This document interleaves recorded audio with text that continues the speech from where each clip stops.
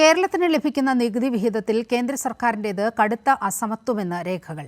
കഴിഞ്ഞ 5 വർഷത്തിനിടെ കേന്ദ്ര സർക്കാരിൽ നിന്നുള്ള നികുതി വരുമാന വർധനവ് ഏറ്റവും കുറവ് കേരളത്തിനാണ്.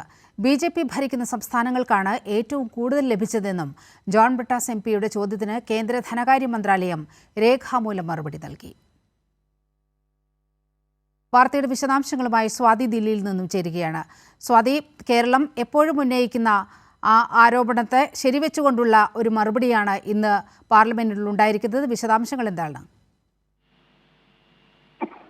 നീലിമ പോലെ തന്നെ കേരളത്തോടുള്ള കേന്ദ്ര സർക്കാരിന്റെ സാമ്പത്തിക വിവേചനം തുറന്നുകാട്ടുന്നതാണ് ഇന്ന് കേന്ദ്ര ധനകാര്യ മന്ത്രാലയത്തിന്റെ കണക്കുകൾ പുറത്തു വന്നപ്പോൾ മനസ്സിലാക്കാൻ വേണ്ടി കഴിയുന്നത്. കഴിഞ്ഞ 5 വർഷത്തിനിടെ കേന്ദ്ര സർക്കാരിൽ നിന്നുള്ള കേരളത്തിന്റെ നികുതി വിഹിതത്തിലുണ്ടായ വർധനയെ പറ്റിയാണ്. അതായത് മറ്റ് സംസ്ഥാനങ്ങളെ അപേക്ഷിച്ച് ഏറ്റവും കുറവ് വർധന ഉണ്ടായിട്ടുള്ളത് കേരളത്തിനാണ് എന്നുള്ളതാണ് ഇപ്പോൾ വ്യക്തമാക്കിയിട്ടുള്ളത്. ജോൺ ബ്രിട്ടാസ് MP-യുടെ ചോദ്യത്തിനായിരുന്നു ഇന്ന് കേന്ദ്ര ധനകാര്യ മന്ത്രാലയം രേഖാമൂലം മറുപടി നൽകിയത്.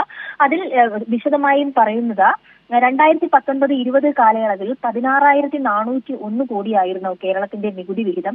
എന്നാൽ 2023-24 വർഷത്തിൽ 21,742.92 കോടിയാണ് വർദ്ധിച്ചിട്ടുള്ളത്. അതായത് 5,341.8 കോടിയുടെ വർധന മാത്രമാണ് കേരളത്തിനുണ്ടായിട്ടുള്ളത്. നികുതി വിഹിതത്തിൽ മറ്റ് സംസ്ഥാനങ്ങളെ പരിശോധിച്ച് താരതമ്യം ചെയ്യുമ്പോൾ 32% മാത്രമാണ് വർധന ഉണ്ടായിട്ടുള്ളത്.